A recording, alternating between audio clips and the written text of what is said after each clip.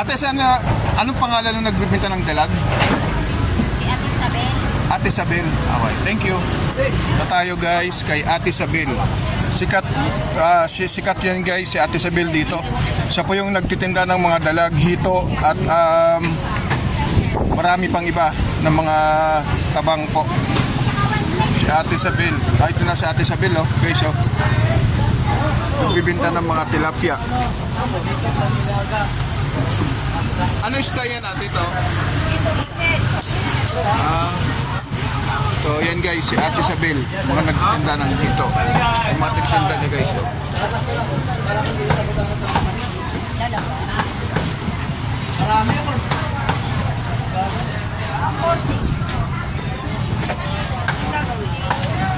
Bakit niya po sa tigdalawa lang?